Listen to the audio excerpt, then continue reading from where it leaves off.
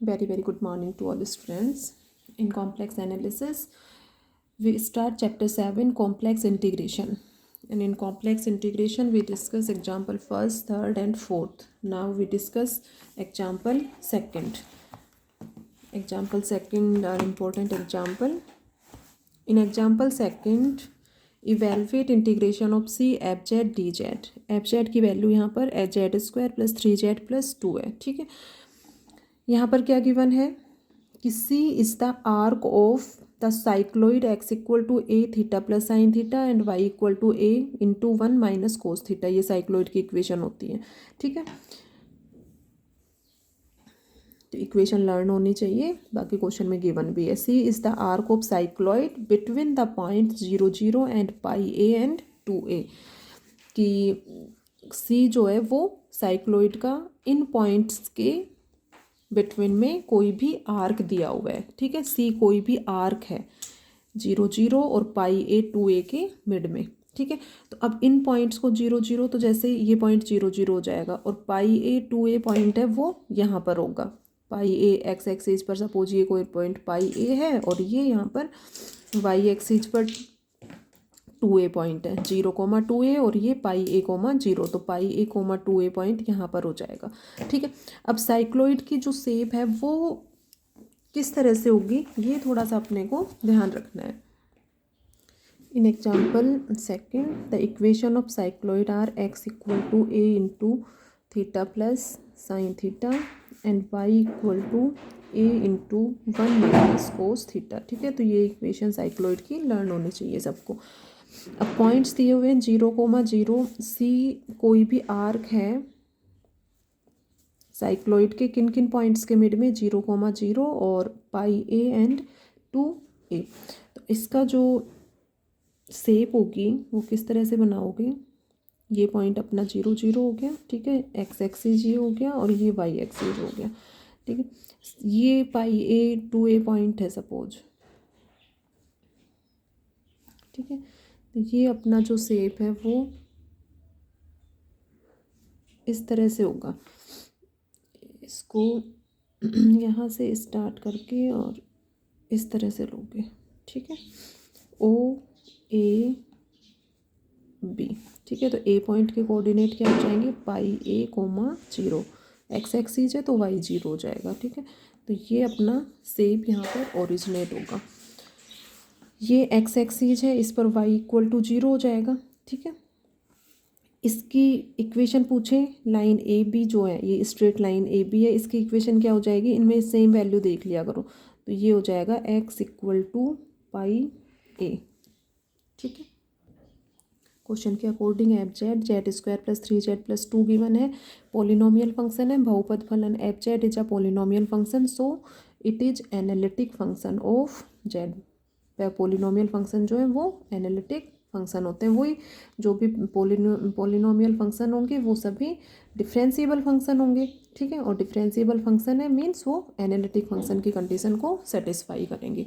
Analytic function की definition mainly क्या है कि वो किस सभी पॉइंट्स पर क्या होना चाहिए डिफरेंशिएबल होना चाहिए. तो इसके according every polynomial function is analytic function of Z. ठीक है, अब वैल्यू फाइंड आउट करनी है integration of C F Z D Z.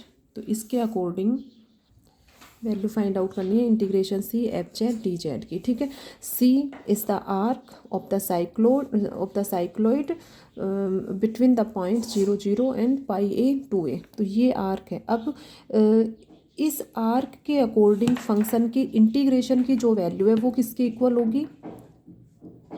Integration of O A F Z D Z plus ये. ठीक है, तो ये जो आर्क है वो इसके प्लस इसके इक्वल हो जाएगा. ठीक है, पहले भी अपना क्वेश्चन में डायग्राम के अकॉर्डिंग उसको प्रूव किया था. तो यहाँ से इस आर्क के अकॉर्डिंग इसको 2 पार्ट्स में डिवाइड कर सकते हो. Line O A plus integration of line A B. ठीक है, अब ये एनालिटिक फंक्शन है तो यहाँ से कह सकते हो कि ये जो फंक्शन एफ जेड है इसकी इंटीग्रेशन की जो वैल्यू है वो इन सभी पाथ के अकॉर्डिंग इक्वल होगी. अब ये दोनों पार्ट ये जो है इनको सॉल्व करोगे। अब सबसे फर्स्ट इसको ले लो एट द लाइन ओ ए, ठीक है, ओ ए लाइन है, इस पर y इक्वल टू 0 है, एक्स एक्सीज है तो y 0 होगा, तो डी वाई इक्वल टू 0, ठीक है। अब डी वाई 0 हो गया, since Z equal to X plus iota Y, और y इक्वल टू 0 है तो y इक्वल टू 0 पुट करोगे इसमें, तो Z equal to X, Z equal to X, it implies D Z equal to D X, ठीक है। तो यहाँ से y 0 हो गया, डी वाई 0 हो गया, और D Z equal to D X हो गया, ठीक है। और x की वैल्यू यहाँ पर ये 0 0 पॉइंट है, तो x tense to 0 to pi ए, तो x की जो लिमिट है वो 0 टू पाई ए, ठीक है। अब जैसे ये है तो लाइन ओ ए पर जेड की जगह तो क्या पुट करोगे, एक्स पुट करोगे, जेड की जगह एक्स पुट करोगे, डी जेड की जगह डी एक्स, तो ये एक्स में चेंज हो जाएगा, तो लिमिट किसकी आएंगी, एक्स की, ठीक है। तो एक्स की लिमिट्स जो है वो क्या हो जाएंगी, 0 टू पाई ए। इसी तरह से इस पर देखो ए बी लाइन पर एक्स इक्वल टू पाई ए है, तो डी एक्स इक्वल टू 0 हो जाएगा, ठीक है।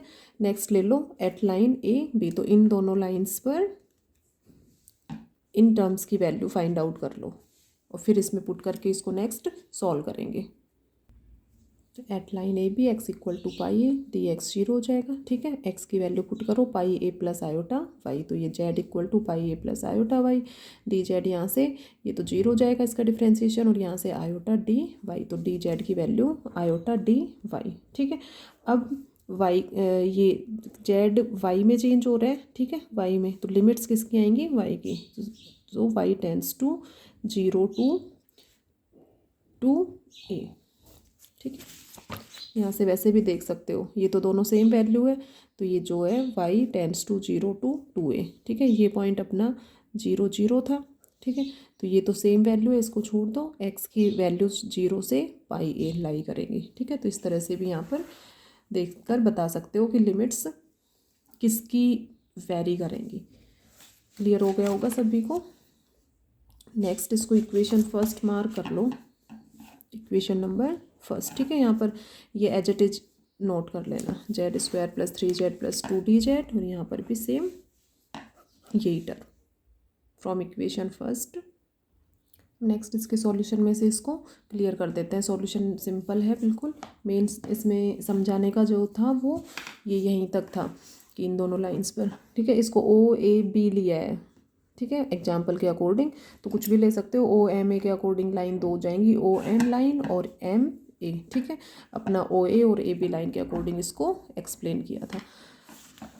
तो as it is equation number first ये हो गई, ठीक है। ये डायग्राम हो गया।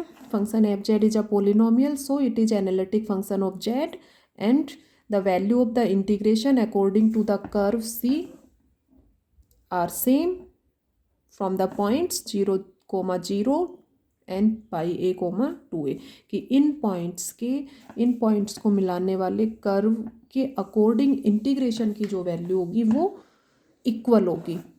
इस कर्व के अकॉर्डिंग जो इंटीग्रेशन की वैल्यू होगी वो किसके इक्वल होगी, इसके और इसके इक्वल, ठीक है। तो इस लाइन का मीन्स ये है। अब वैल्यू पुट कर दो, integration C F Z D Z equal to X की लिमिट्स, ठीक है, Z equal to X put कर दिया, D Z equal to D X, यहाँ पर पुट कर दिया X equal to pi A और D Z equal to iota D Y, ठीक है, और 0 टू पाई ए हो गया, और यहाँ पर y की limit 0 to 2a, as it is इनके अकॉर्डिंग वैल्यूज पुट करी हैं। अब इसको इंटीग्रेट कर सकते हो सभी, इसमें कहीं किसी को कोई प्रॉब्लम नहीं आएगी। इंटीग्रेट करना है और upper limit minus lower limits put करनी है। तो इसका तो इजीली कर लोगे, एक्स स्क्वायर का एक्स क्यूब अपॉन 3 हो गया, इसका 3x square upon 2 plus 2x, limit 0 to pi है। तो पहले तो अपर लिमिट पुट करोगे माइनस लोअर लिमिट, तो लोअर लिमिट से 0 हो जाएगी, और ये अपर लिमिट पुट करोगे तो ये टर्म्स आ जाएंगी। इसका करना है तो x की पावर n वाले फॉर्मूले के अकॉर्डिंग कर लो इसका, ठीक है। तो pi A plus iota Y की पावर 3 अपॉन 3, और y का जो कोफिशिएंट है उससे डिवाइड कर दो। y का कोफिशिएंट क्या है, आयोटा, तो आयोटा से डिवाइड कर दिया इसको, ठीक है। इसी तरह से यहाँ पर इसका कर लो, ये आयोटा जो कॉमन लिया हुआ है ये तो इसको बाहर ले लिया, आयोटा डी वाई पुट करी थी, वैल्यू किसकी पुट करी थी, D Z equal to iota D Y. तो ये आयोटा एज अ कॉन्स्टेंट बाहर ले लो, ठीक है, और एक्स की पावर एन वाले फॉर्मूले के अकॉर्डिंग कर दिया। इसका क्या हो जाएगा, pi A plus iota Y, इसकी पावर 1 है तो pi A plus iota Y square upon 2, और वही वाई का जो कोफिशिएंट है उससे डिवाइड कर दो, ठीक है। इसका हो जाएगा 2y, ठीक है, integration of D Y equal to Y, ये लिमिट है, ठीक है। ये किसकी जगह पुट करोगे, वाई की जगह पुट करोगे 2a, तो वाई जहाँ जहाँ है वहाँ 2a पुट कर, वहाँ पुट कर दो 2a, और फिर इसको सोल्व कर लिया। ये 0 to 2a, देखो ये 2a, ठीक है, तो 2a आयोटा हो जाएगा, यहाँ पे 2a आयोटा हो जाएगा, और इसको सॉल्व करना है। तो सिंपल सॉल्व कर सकते हो इजीली। तो ये सभी सॉल्व करके देखोगे पूरा स्टेप वाइज स्टेप इंटीग्रेशन करके, लो upper limit minus lower limit solve करोगे, टर्म्स कैंसिल हो जाएंगी, ओनली ये टर्म्स रहेंगी अपने पास। जो टर्म्स रहेंगी 1 2 3 4, यही अपना इसका आंसर हो जाएगा, ठीक है। तो साइक्लॉइड की इक्वेशन के अकॉर्डिंग किन्हीं भी 2 पॉइंट्स के बीच में जो आर्क है उसके अकॉर्डिंग इस integration C F Z D Z की वैल्यू किसके इक्वल हो जाएगी, इसके इक्वल हो जाएगी, ठीक है। तो इस क्वेश्चन को हम सभी कंप्लीट करोगे, और अब थोड़ा सा स्पीडली करवाएंगे सभी को, ठीक है। तो कवर हो जाएगा अपना जो मंडे से 2 3 3 4 क्लासेज जो है पीछे रह रहा था, कंप्लीट करवा देंगे उसको। तो साथ साथ सभी अपने नोट्स प्रॉपर प्रिपेयर करते जाओ, और जितना करवा रहे हैं उसको साथ साथ रिवाइज करते जाओ, और अच्छे से उसको क्लियर करते जाओ।